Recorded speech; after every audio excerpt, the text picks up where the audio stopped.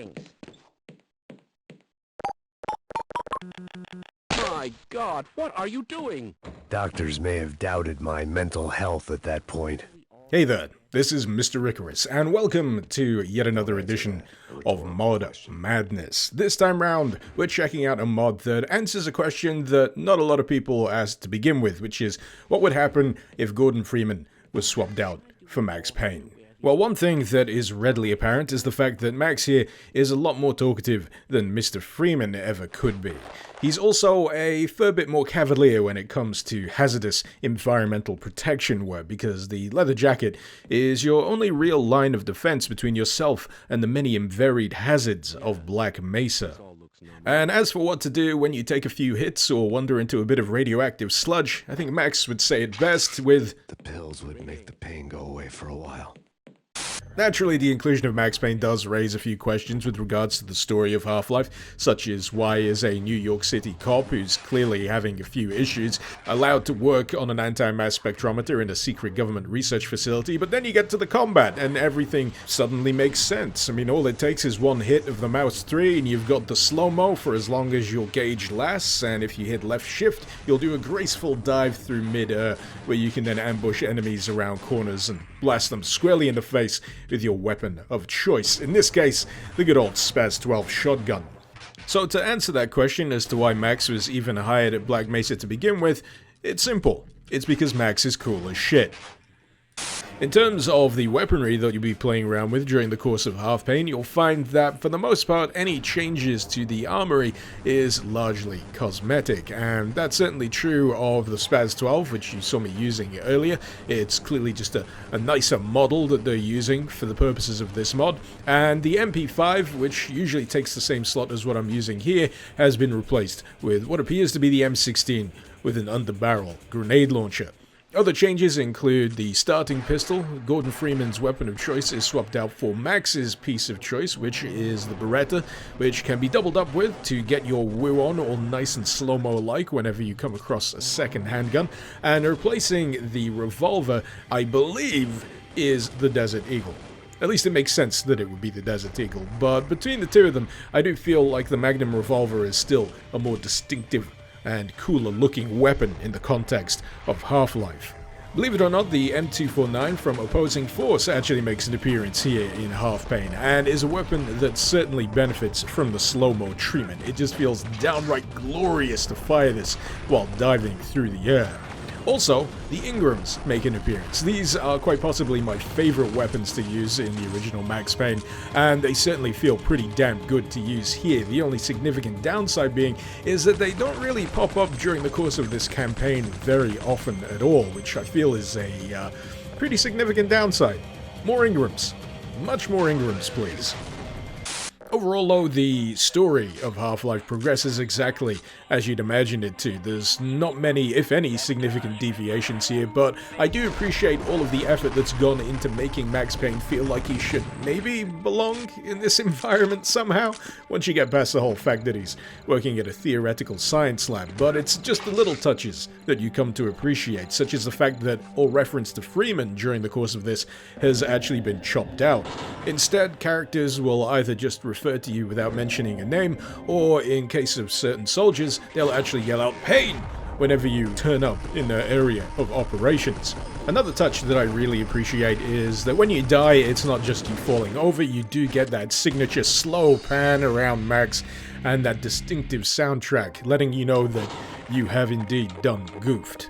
Speaking of the soundtrack though, Half-Payne does indeed lay it on fairly thick when it comes to the Max Payne soundtrack itself. In areas where the soundtrack would normally just be you and your weapons blasting away at enemies, you do instead get a little extra layering of atmosphere. Sometimes this can take the form of more ambient ethereal tracks, such as the one playing here, that make levels feel a little bit stranger than they normally would without it, and in certain firefights the soundtrack can add an extra little injection of adrenaline, which is something I always appreciate.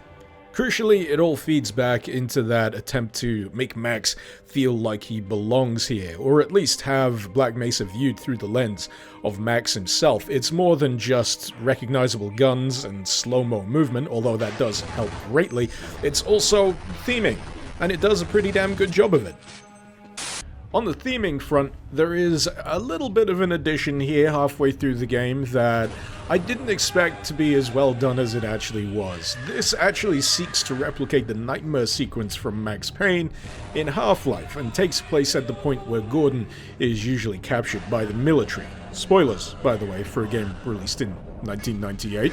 But as you can probably tell, this is not a one-to-one recreation of the Max Payne sequence. It's certainly got much more of a Black Mesa flavor to it, and thankfully, it doesn't include endless running down stretched out hallways, which was always one of my least favorite parts of that sequence. Certainly memorable, but something you really don't want to have to play through a second time. This also includes its own little rendition of the Blood Maze section of the Nightmare sequence, and is actually an improvement in most ways on having to get through that in Max Payne. It was actually very difficult to navigate, very awkward to move around, but here it's much more simplified.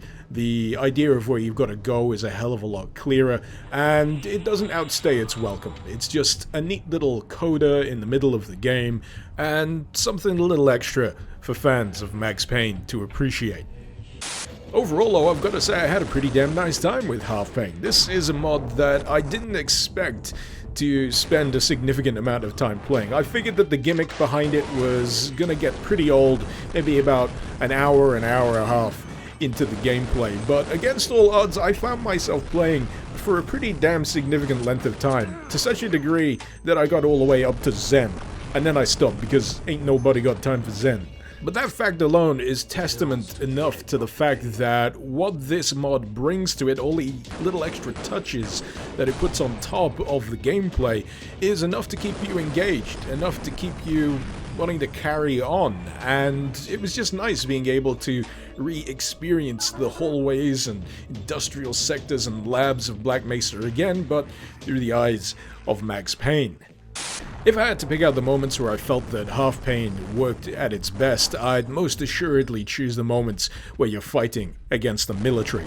Because for some reason, fighting against these enemies is just so much more enjoyable with the slow-mo included and the ducking and weaving between bullets than, say, a fight against a pack of Vorts or even the heavier, chunkier alien soldier boys. If I had to put my finger on the reason why, I'd say it's because fights with the military just feel more dynamic in general. They can flank a little bit more effectively, you've got that chatter over the radio, you've got the grenades that they can throw to flush you out, but Half-Payne has a little bit of an ace up its sleeve when it comes to grenades, because it also gives you the ability to shoot those grenades out of the air, provided your reactions are quick enough, of course. Now, all that said, I'm not saying the fights against the aliens are rubbish, I'm just saying that they're not quite as fun in comparison.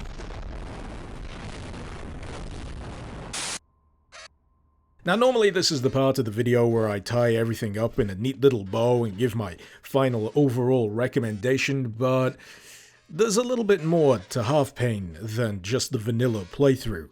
But yeah, I'm feeling like I'll need an entire other video just to deal with all of the other stuff that Half-Payne has tucked away. Seriously, there's some interesting stuff you can do outside of the vanilla playthrough, and if you want me to explain what exactly is going on with all of these penguins, well, guess what? You're just gonna have to come back for part 2. At the very least, I hope you've enjoyed the video so far, and while I'm at it, I'd like to give a great big thank you to my wonderful patrons over on Patreon. Thank you so very much for supporting the channel and for helping to make content like this possible. If you're interested in lending a hand yourself, maybe you'd like to see your name in the credits, or maybe you'd like to get early access to my videos before anyone else, well, you'll find the link to my Patreon page in the description below. If you feel like doing your own detective work and finding out what Half-Payne has in store before I get to part 2, then you'll find the link to the mod itself also in the description below. In the meantime, this has been Mr. Icarus. Thank you very much for watching. Icarus out.